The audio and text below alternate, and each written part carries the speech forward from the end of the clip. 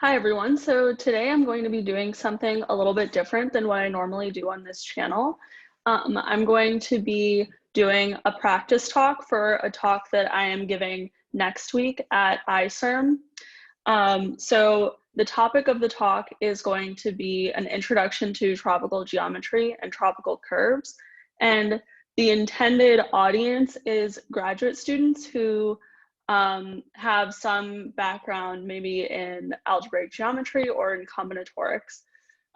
So I'm going to go ahead and do the talk, and this is just the recording of that practice. So I hope you enjoy.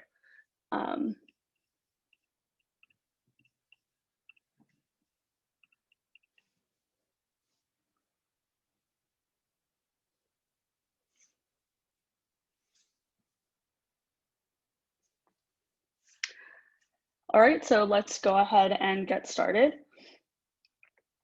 So today I'm going to be talking about these two friends.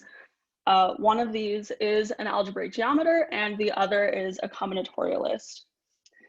Now, as you are all familiar with, algebraic geometry deals with algebraic varieties.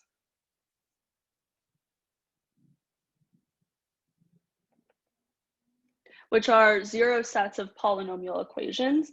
So these are going to be x coming from some field k to the n, such that the x satisfies some set of polynomial equations.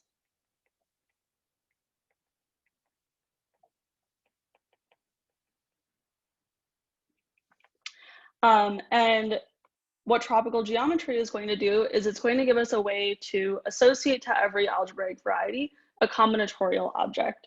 So this is via a process that we call tropicalization, and it's usually abbreviated trop. So this is going to bring us to the land of combinatorics, where we're going to be looking at tropical varieties,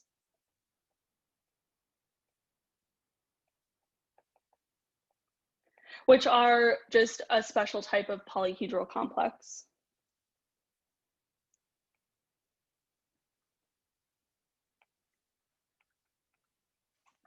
So in the picture above, this is represented by a graph with some vertex weights. And in the talk, you'll see how this process goes. So this talk is broken into two parts. So part one is going to be about embedded tropical geometry.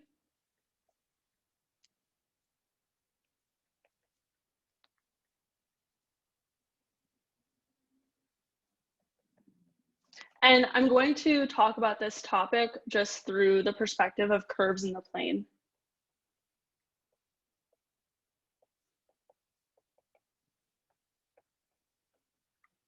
And then in between, there will be a problem session, and I'll show what those problems are. And after that, there will be part two of the talk, which will be about abstract tropical geometry.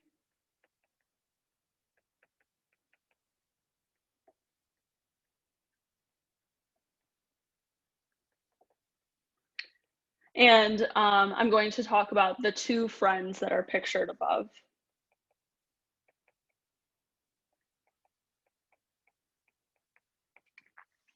All right, so with that, let's jump into part one of the talk. So before I really get into tropical geometry, I have to talk about geometry over non-Archimedean fields. So tropical geometry deals with varieties over non-Archimedean fields. And these are fields that have a norm that behaves very differently from the Archimedean norm that you have on the complex numbers or on the real numbers. So just to start from a familiar place, I'm going to just remind you what an Archimedean field is. So if you have a field K together with some norm, I'll just denote as an absolute value. So we'll say that this is an Archimedean field.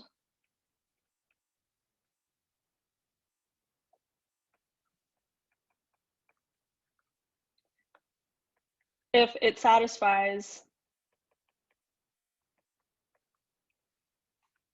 what we call the Archimedean axiom.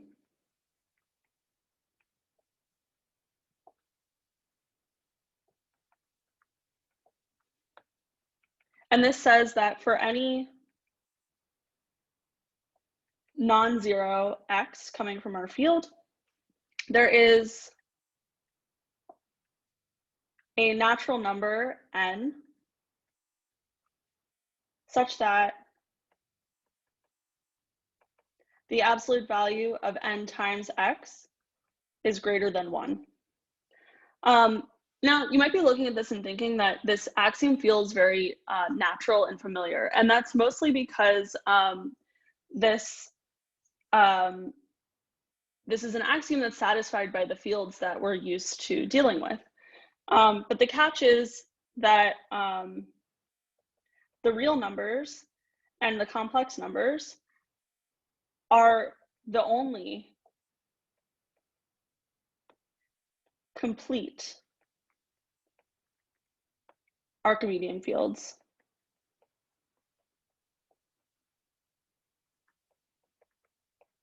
And I care about this adjective complete because it's necessary in a lot of situations, and so it's a very common assumption to make.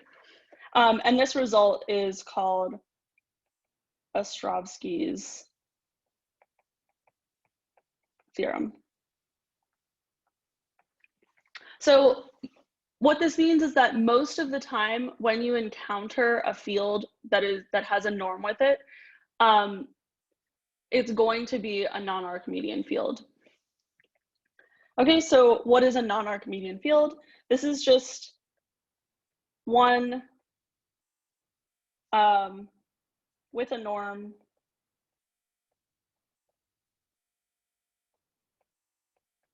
which fails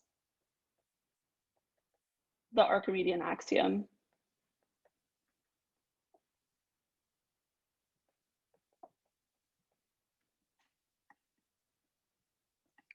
All right, so I'll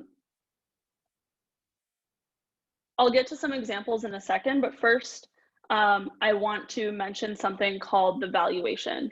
So non-Archimedean fields come with this special function called the valuation that plays an important role for tropical geometry.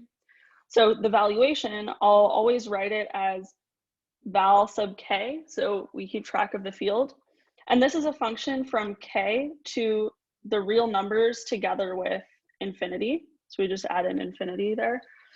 And what it does is it sends a non-zero element a to minus log of absolute value of a.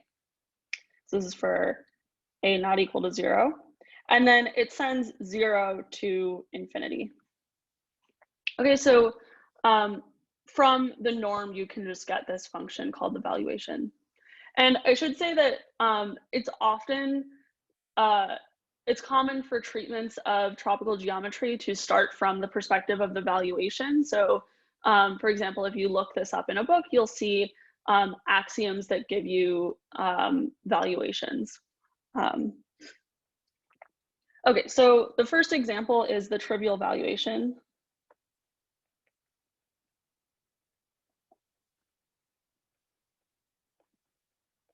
And this is on any field K. And this is just given by, of course, sending 0 to infinity and sending anything else to 0. So every field has this trivial valuation, and this is a non-Archimedean valuation. Okay, then the example that I'm going to use the most in this talk is called the Pluso series.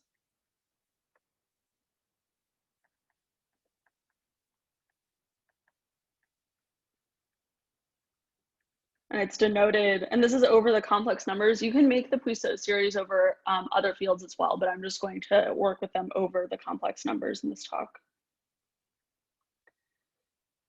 So this is the following field. So the reason that I like this field is because it's very intuitive to think about these, the elements of this field as depending on some parameter t. So here are the elements. These are going to be series, which I'll denote C of t. So this is C1, t to the A1 plus C2, t to the A2, and so on. Such that I'm going to ask that C1 is not equal to 0. All of the CIs are complex numbers. So if you wanted to make the Pluso series over a different field, the coefficient C sub I would come from that field. And then we're going to ask that these exponents, A sub I, form an increasing sequence in the rational numbers. So these are rational numbers forming an increasing sequence. And I'm also going to ask that they all have a common denominator.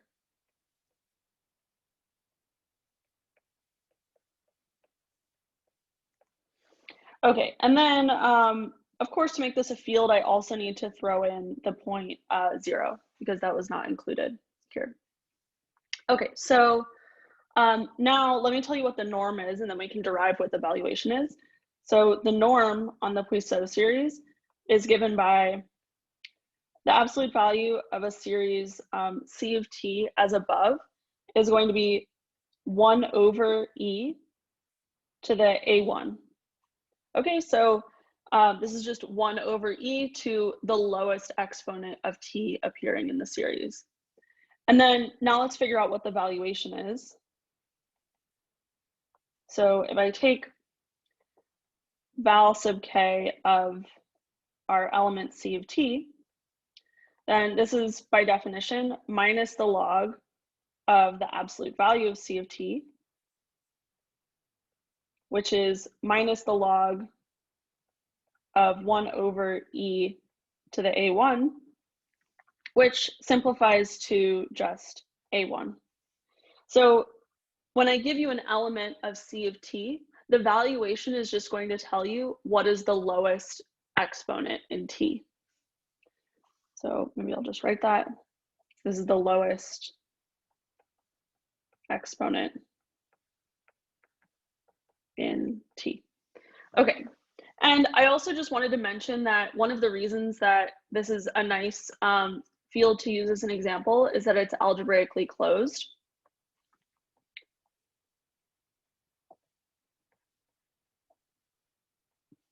So that's why a lot of the times you'll see the Pluso series when we talk about tropical geometry, is because it's sort of one of the non-Archimedean fields that admits a simple description and is also algebraically closed.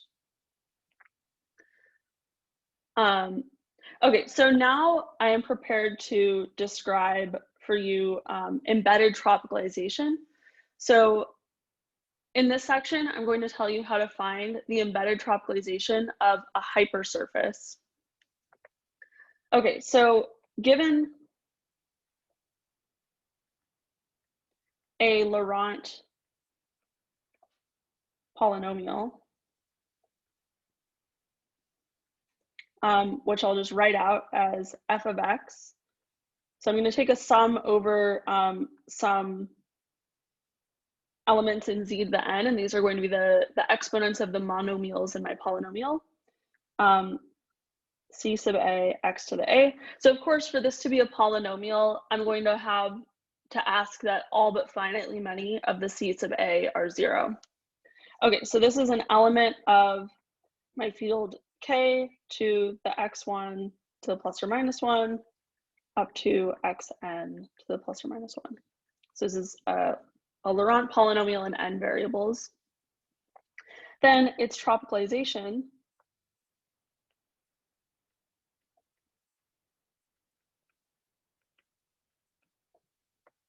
which is denoted trop f, is a function from r to the n to r, and it does the following. So trop f takes in a vector of length n, which I'll just write as x, and it sends this to the minimum over the a's in z to the n of val sub k, so the valuation of the coefficient of that monomial, plus a dot x. This is a dot product. Okay, so essentially what this has done is in the expression for f, I've replaced every addition with a minimum So this sum has become a minimum, and every multiplication here has become an addition downstairs. Okay, so that's why x to the a becomes x dot a. And I also just take the valuation of the coefficients so that I can go from my field k to a real number. Okay, so just as we can associate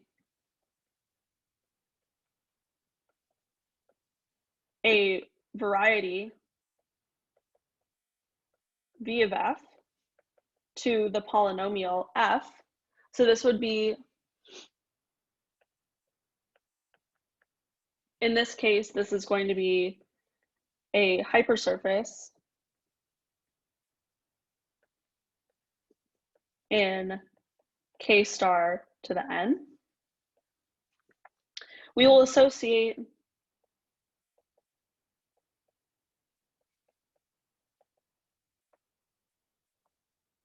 a tropical variety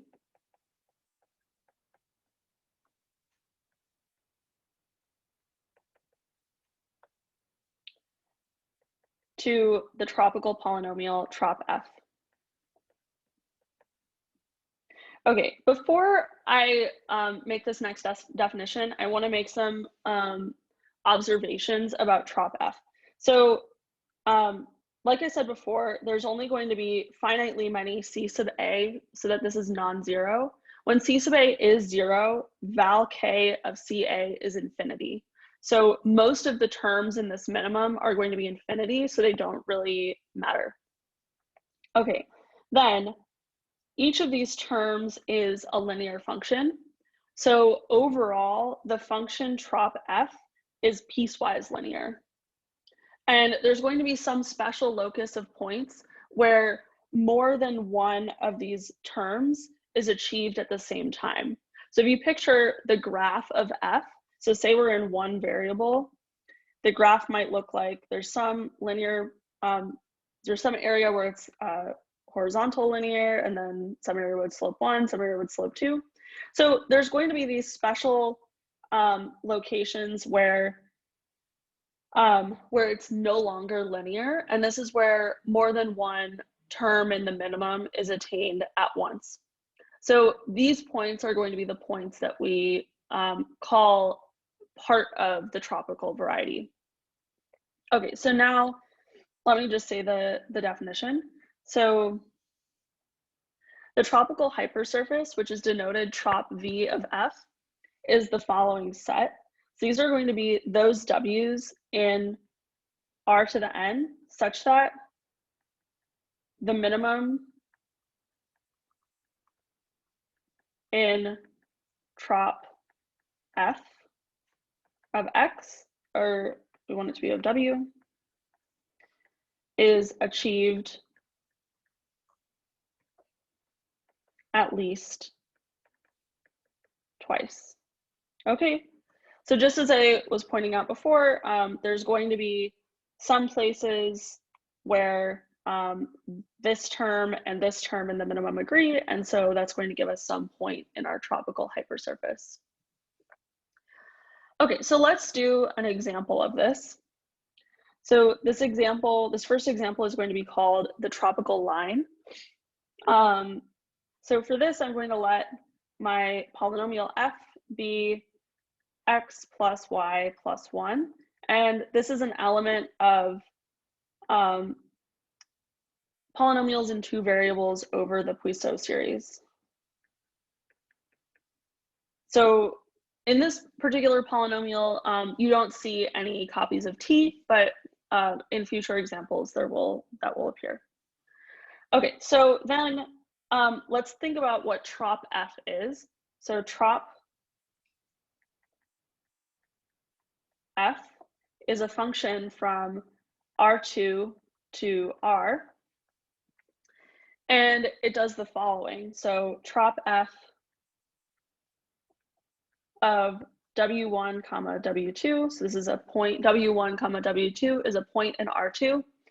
This is going to be the minimum of a bunch of terms. So for each term, let's just have this reminder up here. I'm going to take the valuation of the coefficient and then dot W1, W2 with the exponent there. So let's just look at this first monomial x.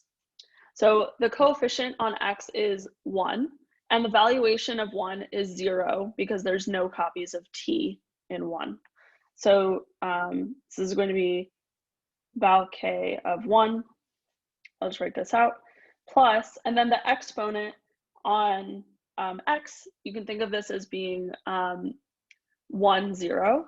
So this is, now we get 1, 0, dot w1, w2. Okay, the next term in the minimum, similarly, so this, now we'll be looking at the y monomial.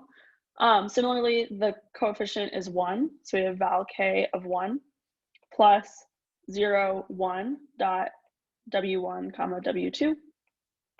And then lastly, we have val k of 1, because again, the coefficient here is just 1. And then this is going to be 0, 0, dot w1, w2. Okay, so what does this come out to? This is, so all of these val k of 1s are 0 because there's no copies of t in there.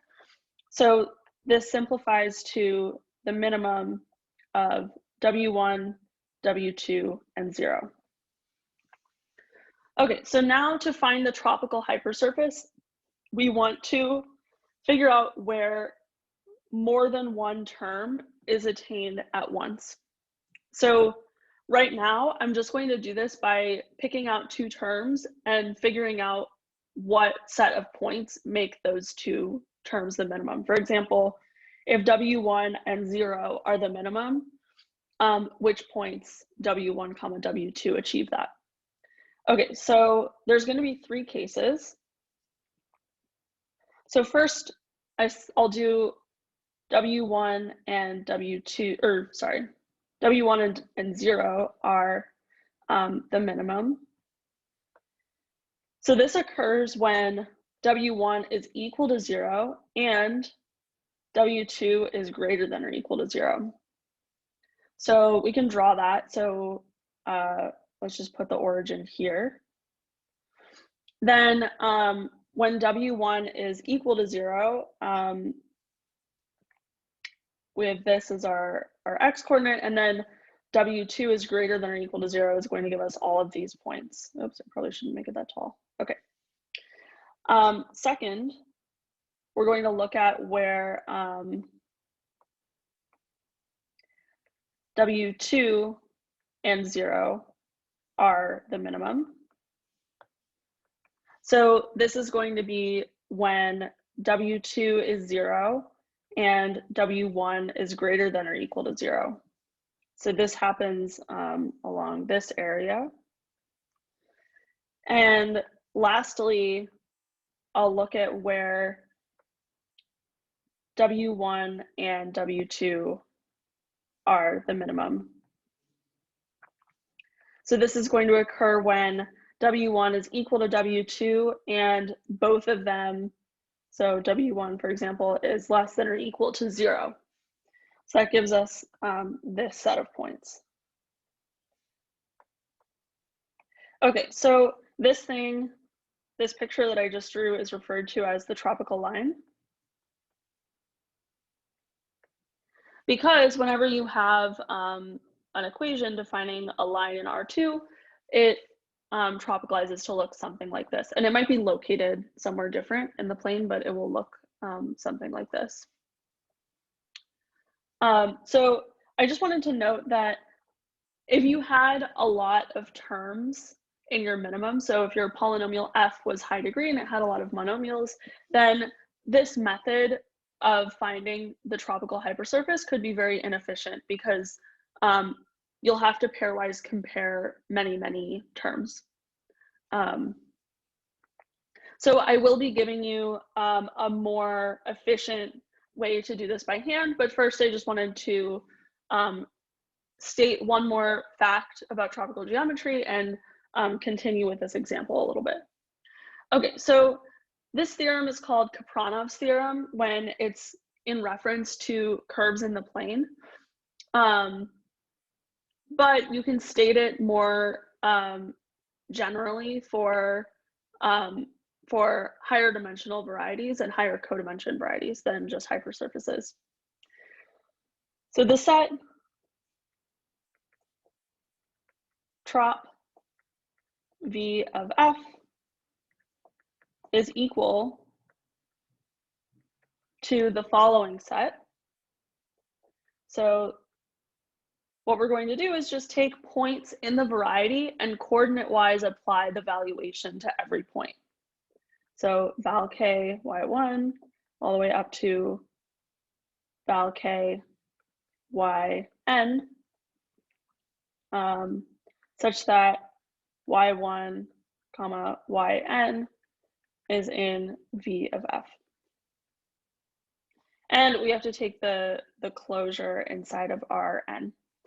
So if you wanted to see the more general version of this for arbitrary varieties and not just for hypersurfaces, you could look up the fundamental theorem of tropical geometry, and that's going to give you a similar statement. Okay, so now I just want to do an example that an example of this theorem. So earlier we computed trop v of f by first tropicalizing the polynomial f and then computing its tropical variety. But now I want to compute trop v of f by computing this set, and we'll see that they're the same. Okay, so here's my example. So we're going to take the same f as before. Now, all solutions, I just want to make a description of what all of the solutions look like. So we can solve for what y is.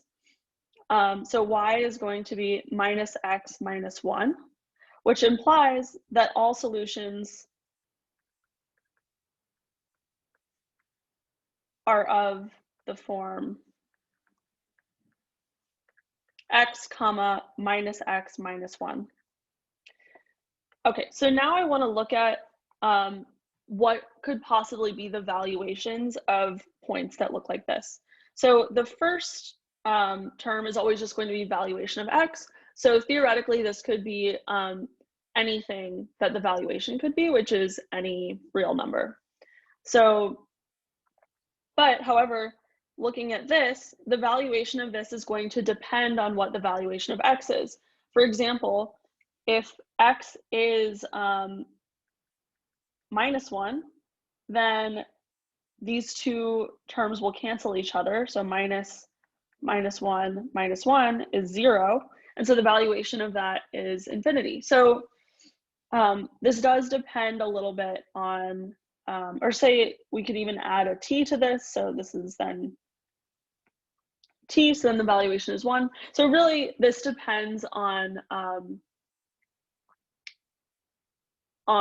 what the valuation of x is. So let me break this down into cases again. So if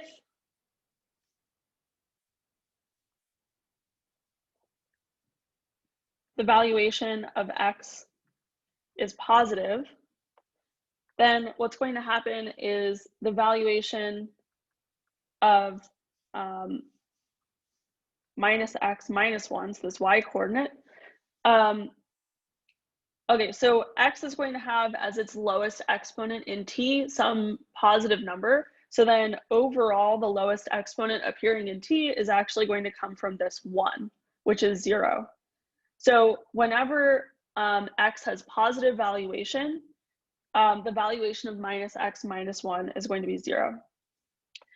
Okay, next, if the valuation of x is equal to 0, then what can happen to this? So if the valuation of x is equal to 0, then it could happen that the lowest term of x is equal to minus 1, and so those lowest terms cancel. And then the valuation of x would be whatever the next highest exponent of t appearing in x is. So really this could be anything greater than or equal to 0. Okay, lastly, let's look at when the valuation of x is negative.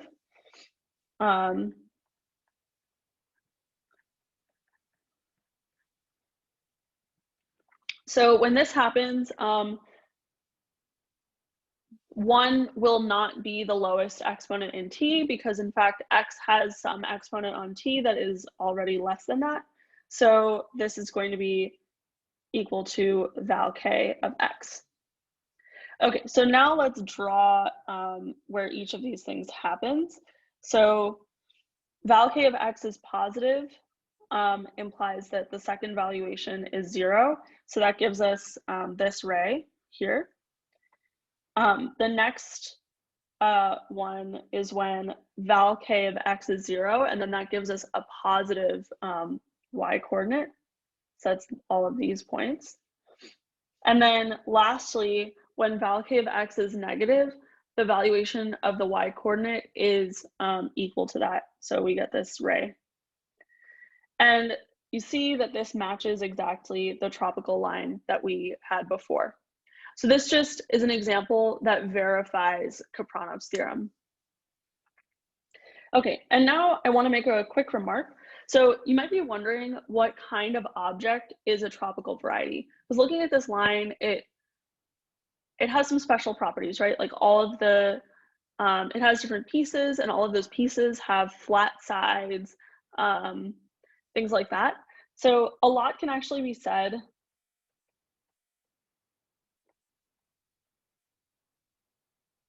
about the structure of tropical varieties.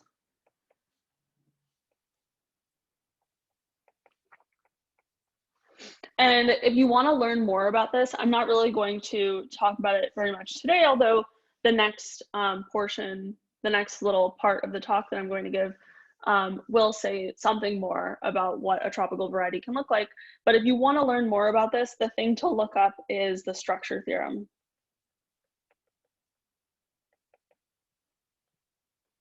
So there's sort of two main theorems in learning tropical geometry, and one of them is the fundamental theorem that I already mentioned, and the second one is the structure theorem. So the structure theorem gives you a bunch of necessary conditions for a set to be a tropical variety, and it tells you something about what tropical varieties can look like. Okay, so now I'm going to state a proposition that gives you a more practical method for computing specifically curves in the plane. It's helpful for all hypersurfaces, although you know, in higher dimensions it becomes harder to visualize. So you might need a computer to help you with some of these computations. But for curves in the plane, this is the method that I like to use to do tropicalizations. So I want to mention two things. So in the exercises, you'll probably want to use this method for some of the tropicalizations in there.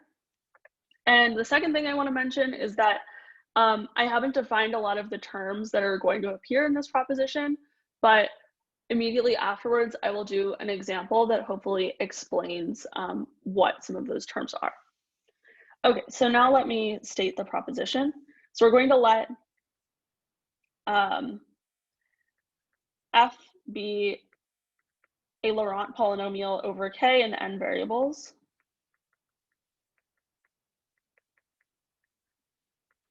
Then the tropical hypersurface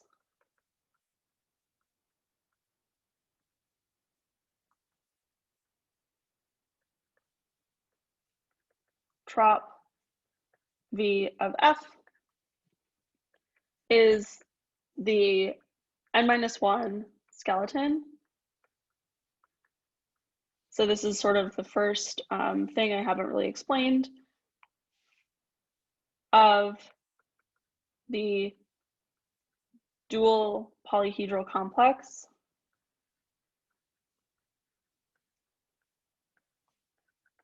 So this is also, I haven't really explained what this is, of the dual polyhedral complex of the regular subdivision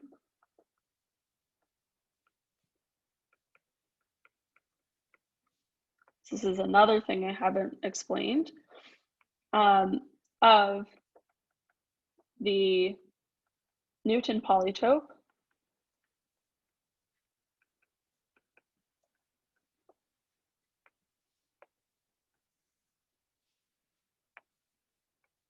of F induced by the weights val of Cu. Okay, so like I said, I haven't said really anything about what these highlighted terms are, but in the example, I will, I'll go through how to compute these things, and hopefully it will make sense how to extrapolate that to future problems. Okay, so I'm going to let, for this example, f of xy be txy plus x plus y plus t squared. So now the t's are actually appearing in this example. So this is a polynomial over the Pluso series in 2 variables. Okay, so first, I'm going to have to compute the Newton polytope of this polynomial. So how this works is there's going to be one lattice point per monomial. And those lattice points are going to be specified by what the exponent on the variables is. So, for example, so in this polynomial, we have 4 monomials appearing. This one is going to give us a point 1, 1 because we have x to the 1, y to the 1. This one is going to give us the point 1, 0 because we have x to the 1, y to the 0. This one will be 0, 1 because it's x to the 0, y to the 1. And this one will be 0, 0. Okay, so let me just draw that in R2. Okay, so we have 0, 0. And we have 1, 0. 0, 1, and 1, 1. Okay, so now I'm going to compute something called the regular subdivision. So the way that I'm going to do that is I have to put weights on these points. Okay, so I'm going to remember what my Newton polytope was. And I'm going to weight this by the valuation of the corresponding coefficient. So here we had the coefficient t squared.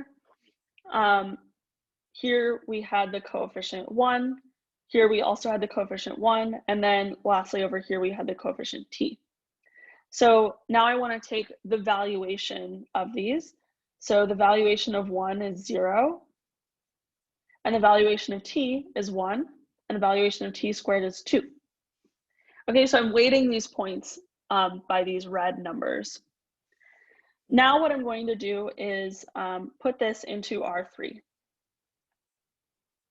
And the way that I'm going to do that is just by lifting. So I'm going to imagine putting each of these points in the xy plane, and then their z coordinate is going to be specified by these red numbers. So let me try and draw a 3D picture, and hopefully it makes sense. This is the z-axis, the y-axis, and the x-axis. Okay, so in light blue, I'm going to draw my 4 points as they appear in the xy plane on the left. And then I'm going to elevate them according to these weights. So these 2 points stay on the floor. This point here gets raised to height 1. So let me just draw, it's like a line going through it. So this gets raised to height 1. And then lastly, the origin gets raised to height 2. Okay, so that's sort of a sketch of what this would look like in R3. Now what I'm going to do is I'm going to duplicate this picture. And I'm going to take the convex hull of these 4 points. So let me just draw that in red. So we'll have an edge between those 2 points, edges like that, and then edges like that. Okay, so now we have, if you can picture it, this tetrahedron sitting inside of R3. This is inside of R3. And what I'm gonna do is pretend that I am lying beneath the polytope. So here's a self-portrait. So I'm underneath the polytope and I'm looking up. And what I'm gonna do is just record on my Newton polytope what faces I see. So I see an edge between 0, 1 and 1, 0. And other than that, I just see edges outlining the polytope. Okay, so this thing is called the regular subdivision.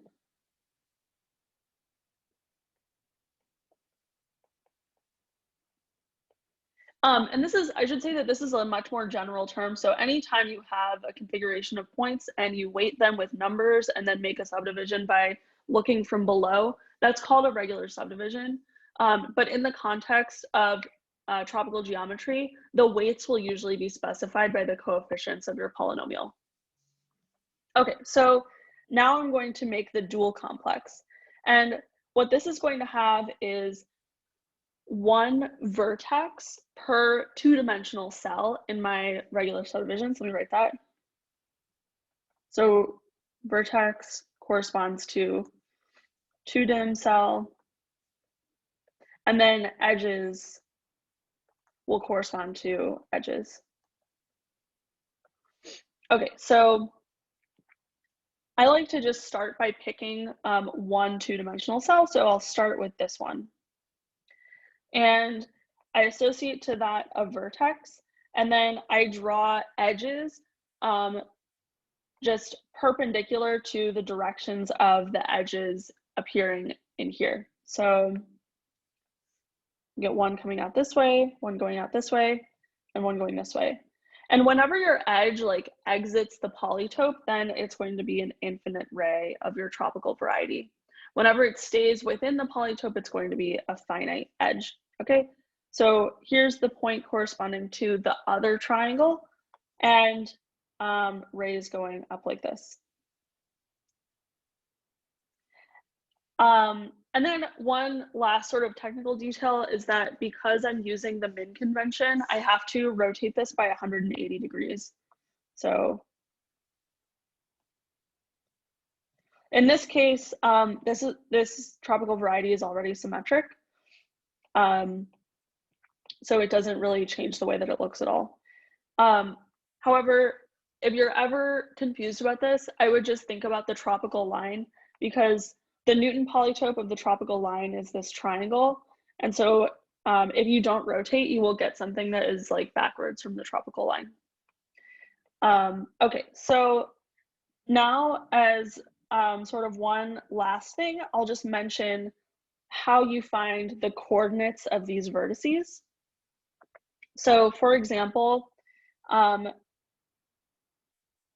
okay, so you have to remember where the vertex came from. So this vertex, like thinking back to before we rotated by 180 degrees, it corresponded to this triangle. This triangle corresponded to the terms in our polynomial. So let me just record all of this here. T squared, x, y, and txy. Okay, so this triangle corresponded to these three terms. So what this means is that this point is going to be the point where those three terms in the tropical polynomial are attained at the same time. So let me write out what trop f is. So this is going to be the minimum of 2 x, y, and 1 plus x plus y. Okay, so like I said, this point corresponds to this triangle, which is where these three terms achieve the minimum. So that means that x is equal to 2 is equal to y. So this is the point 2, 2. All right, and then this point corresponds to this triangle, which is where these three terms achieve the minimum. So it's where x is equal to y, and those are both equal to 1 plus x plus y. So that works out to x and y are both -1, like that. Okay, so that's how you find the locations of the vertices. All right, and that concludes the first portion of the talk. So right now there's some exercises. So if you're actually attending this talk, you would have 60 minutes to work on these problems. So I'll just show them one at a time so you can pause if you want and work on them. So this is problem 1. And here's problems 2 and 3.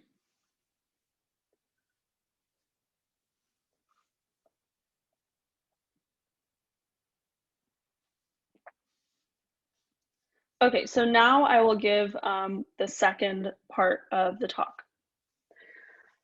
So this is going to be about abstract tropicalization, and it's going to explain those two pictures that I showed at the beginning of the talk. So from exercise 1 in the problem session, you observed that a curve can have different embedded tropicalizations depending on the embedding. So you could start with something whose tropicalization looks like this, and then just apply a change of coordinates to your polynomial, and then tropicalize and see something that looks completely different. So let me state a result along these lines that I really like. So this says that every elliptic curve having valuation of the J invariant negative. So elliptic curves have this thing called the J invariant that tells you up to isomorphism what elliptic curve you're dealing with. So if your elliptic curve is over a field K, the J invariant will be a number in that field. So in this case, we can take the valuation of it. And if it has negative valuation, then the elliptic curves, then the elliptic curve has an embedding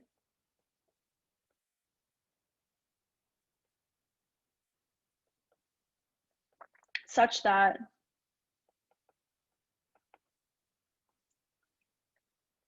the embedded tropicalization, so what you learned about in part 1 of the talk,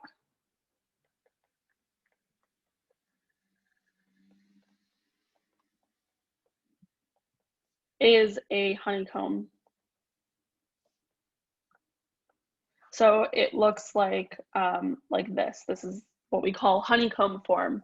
So every elliptic curve having valuation of the J invariant negative can be re-embedded so that when you tropicalize it, you see this cycle sitting inside your tropicalization. Okay, so this brings up a question, which is, how do we associate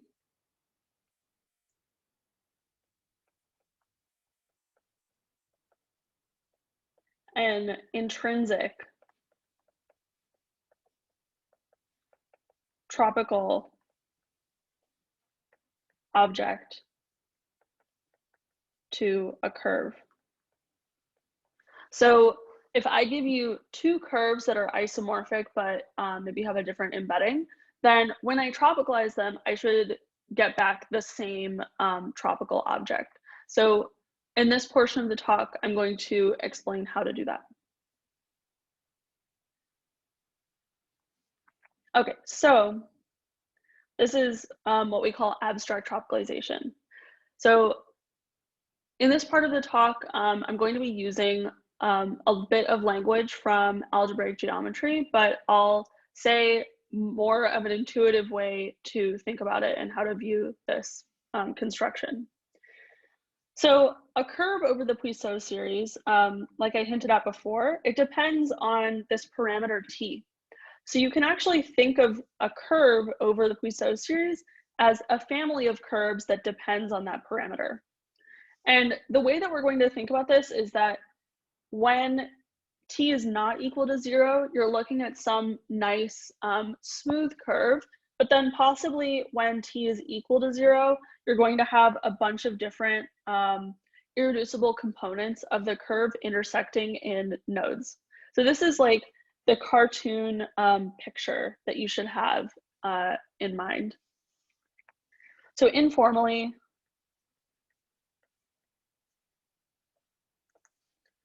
we can think of this parameter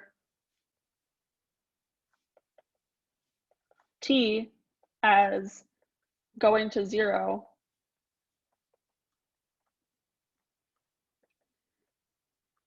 and when t equals 0, we observe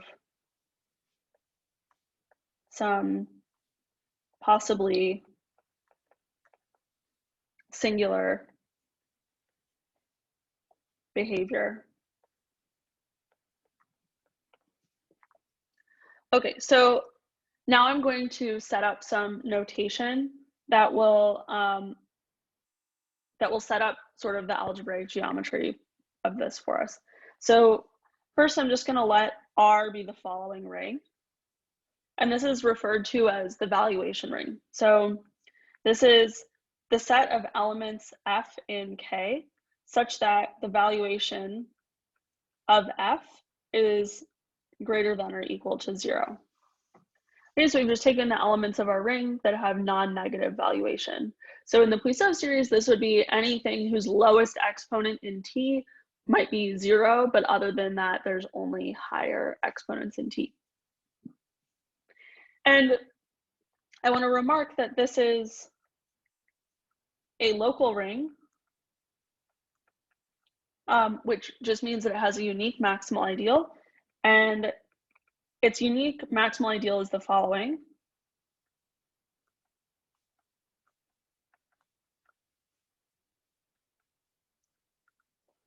We're going to call it M. And this is just all of those elements F of the field such that the valuation of F is positive. Okay, so now the valuation is no longer allowed to be 0, but it's just positive.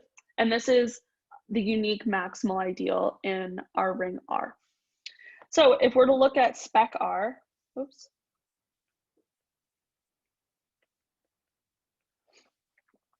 This is a topological space.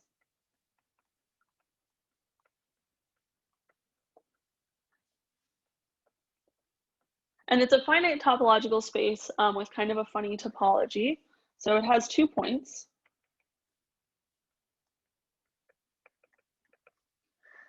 So one of them I'm going to draw like this. It's like a closed point that corresponds to the maximal ideal M. And the other point is kind of this like fuzzy point that you may have seen drawn like this before. And this corresponds to the 0 ideal. So these are our 2 points. And the topology on this space is such that this is closed and this is open. And the closure of the open point corresponding to 0 is the entire space, spec R. So, okay, so what I'm about to do is look at schemes over spec R. So what that's going to mean is that there's going to be a map from the scheme to spec R, and the fiber or the preimage over each point is going to be something different. So what you can think of is that the fiber over this point is parameterizing our general situation above. So that's going to be our curly curve. And the fiber over this point is corresponding to our special situation when t is equal to 0. Okay, so to do this formally, I'm going to have to introduce models of curves. So I'm going to let K be complete with respect to the valuation, which just means that it's complete as a topological space with its metric topology. And so an example of a field that satisfies this is the completion of the Pluso series. And then I'm also going to suppose that C is a smooth and proper curve over K.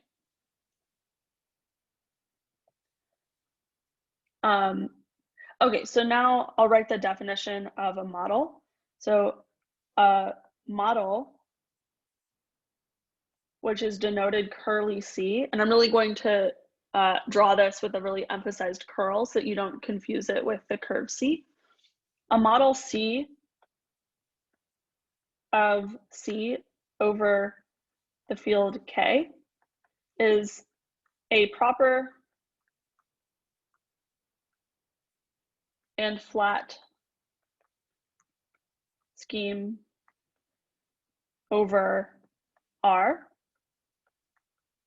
whose fiber over this fuzzy point corresponding to the zero ideal. So this fiber is referred to as the generic fiber.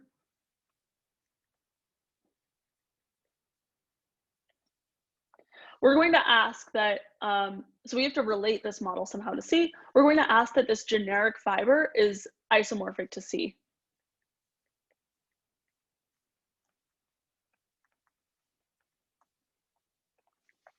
Okay, so let me draw a little cartoon.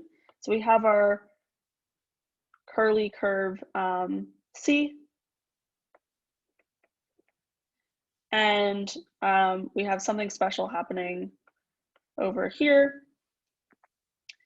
And down here on the below it, we have spec R. Okay, so what we've asked is that this fiber over the fuzzy stuff is isomorphic to the curve C. So you can think of this as being the t not equal to 0 situation. And this is the t equal to 0 situation. Now I'm going to make some assumptions about what the curve looks like when t is equal to 0. And the upshot of this is that it's going to ensure that that part of the curve has nice combinatorics that we can study. Okay, so this model C is called semi-stable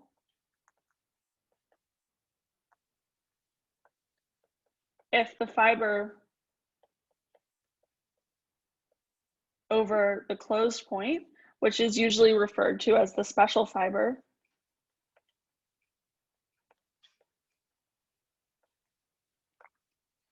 is reduced, has at worst nodal singularities, so no cusps or anything like that, and every rational component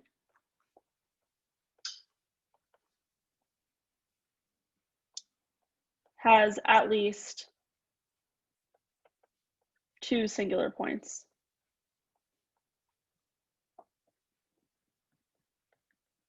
So, okay, yeah, so, and this is like some kind of stability condition.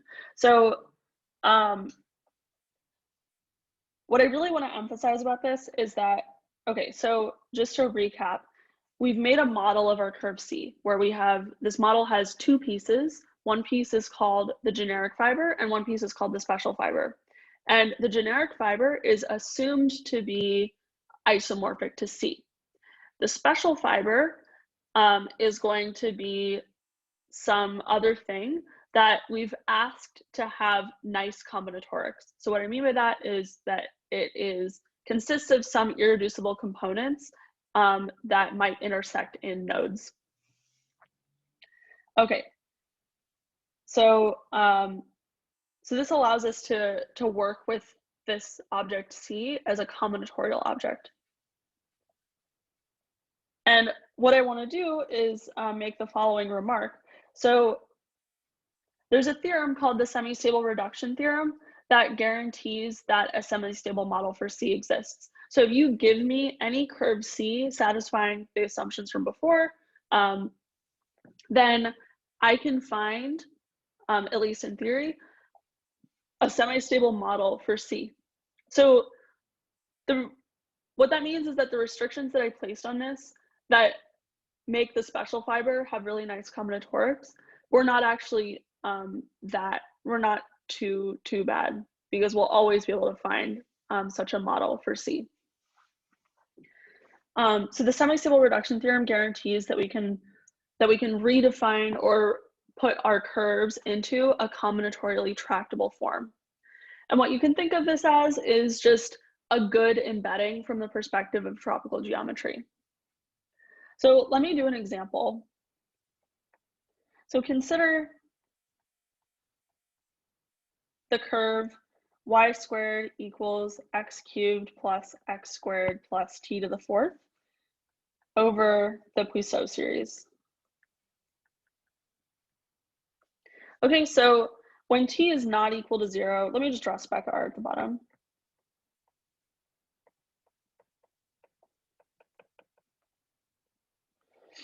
So when t is not equal to 0, we have something that looks like this, which is just a smooth elliptic curve. But when t is equal to 0, our curve actually looks like this. It picks up a node. And this is because the equation can be rewritten as y squared equals x plus 1 x squared when t is equal to 0. So this is an example of a semi-stable model for this curve. Okay, so now that I have showed you how to put curves into a nice form, I'm going to associate to them a dual graph. So let's let C be a curve over K, and let curly C be a semi-stable model for C. Then the abstract tropicalization, which I'll denote gamma, of curly C is a metric graph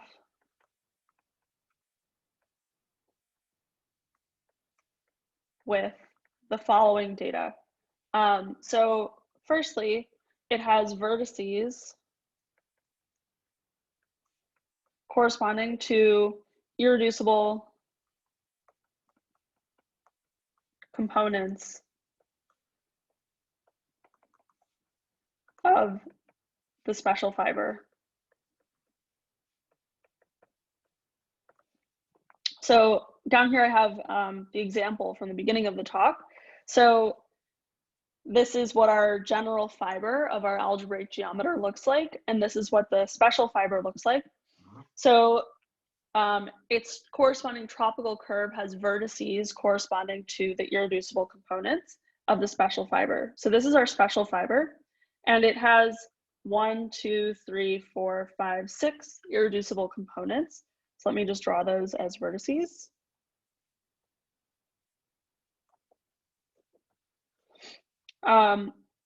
And then, okay, so now let me tell you what the edges are. So the edges between these vertices correspond to nodes of the special fiber. So whenever I see a node between two components, I'm going to draw an edge. Okay, so we have this, oops, let me draw them in red. So we have this node, this node, this node. This vertex has a self node, so it gets a little loop. And then we have 2 more nodes down at the bottom. They look like that. Okay, then I need to add a little bit more data. So right now it's just, this is just a dual graph, but I'm also going to add some weights on the vertices and lengths to the edges. So the vertex weights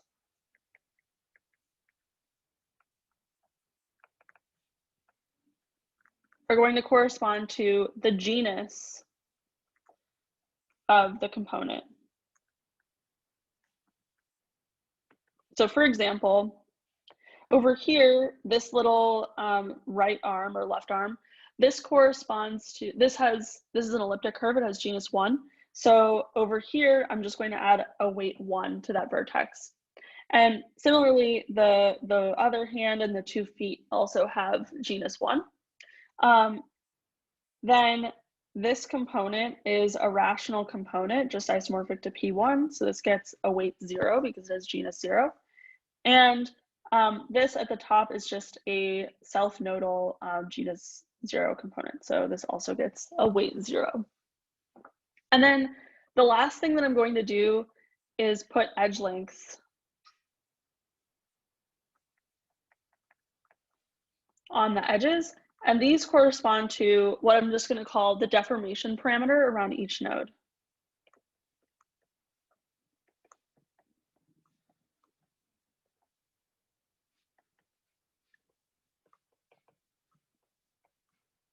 So more precisely, each node locally looks like xy minus f for f coming from the valuation ring. So f is some element with non-negative valuation. And so the length of the corresponding edge is going to be val sub k of f.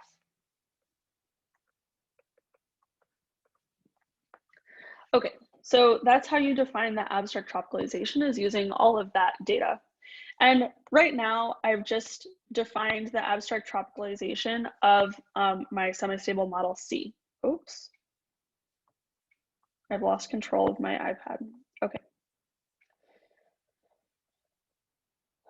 So right now this definition is just in terms of the semi-stable model C, but eventually we'll see that the definition can actually just be for the curve itself. Okay, so let's do a second example. So earlier I showed you this elliptic curve that deformed to a nodal rational curve. And so what happens here is we only have one irreducible component of genus 0, and it has one node. It's a self node right here. And the local equation at that node looks like uv minus t to the 4th. Where u and v are some new variables in terms of x and y. So overall, this edge gets length 4 because it's the valuation of t to the 4th. Okay, so now let me talk about tropical curves abstractly, so not necessarily coming from algebraic geometry and their minimal skeletons. So a tropical curve just abstractly is a tuple G, which is a graph consisting of vertices and edges, and a weight function on the vertices and a length. So this weight, this is a function from V to the natural numbers, and L is a function from the edges to the non-negative real numbers. Okay, so that's a tropical curve. And one thing that I'll just mention, because you see this come up a lot, is the genus of a tropical curve is the following sum. So you're going to take the genus of the graph as in sort of like how many handles does it have, and then you're going to add to that the vertex weights, because in a way we're thinking of those weighted vertices as like really, really shrunken down loops. So this is the sum over the vertices of W of V plus the number of edges minus the number of vertices plus 1. Okay, so that's the genus of the tropical curve. Now, we're going to say that two tropical curves are isomorphic if one can be obtained from the other by any of the following sequence of operations. So graph automorphisms,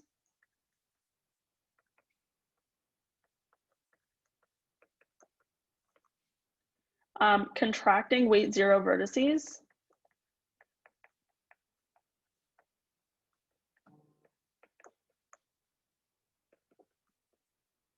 or sorry, yeah. Or what I want to say is that these are weight 0 leaves. So if you have, for example, something like this, and this vertex has weight 0, you can contract this to just be a cycle. We can also erase valence 2, weight 0 leaves. So if I had, for example, this graph with this edge subdivided, and this has weight 0, then this can just become like this, and you of course have to add the corresponding edge lengths. And then the last thing that we're allowed to do is contract length 0 edges. So you can take an edge, say you have 2 weights on these vertices. If this has length 0, then you can just turn this into a single vertex of weight 6. Okay, so that's what we mean by 2 tropical curves being isomorphic.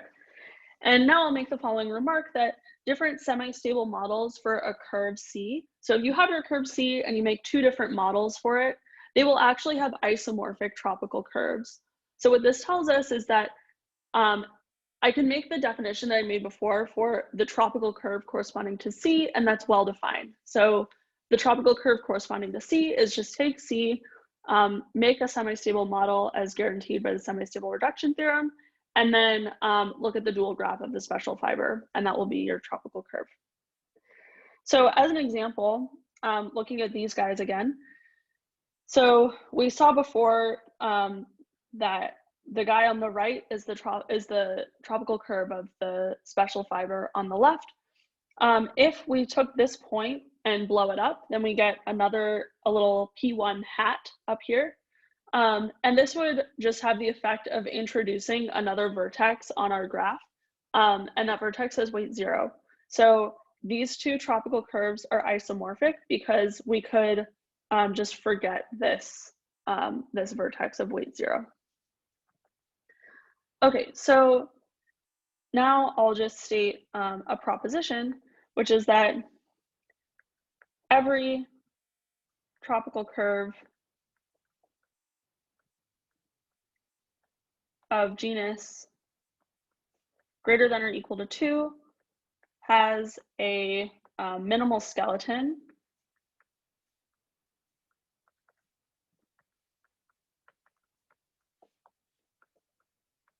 which is a just a representation as a graph. G is V, E, and some weights and lengths, satisfying the following.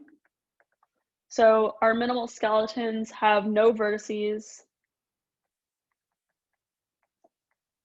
of weight 0 and degree less than or equal to 2. So the degree is, of course, just the number of edges that those vertices are a part of. And it has no edges of length 0. Okay, so every tropical curve has this minimal skeleton. And if you know a bit of algebraic geometry, you might think about what that means dually on the algebraic geometry side. But for now, I'll just conclude with an example. So here are all of the combinatorial types. So what a combinatorial type is you just forget the length function L. So you have the data of your graph and your weight function. So here are all of the combinatorial types of tropical curves of genus 2. So you can just have the point with weight 2. You could separate 2 weight 1 vertices by an edge. You could have a weight 1 vertex and have a loop attached to it. You could have a loop and a weight 0 vertex and a weight 1 vertex.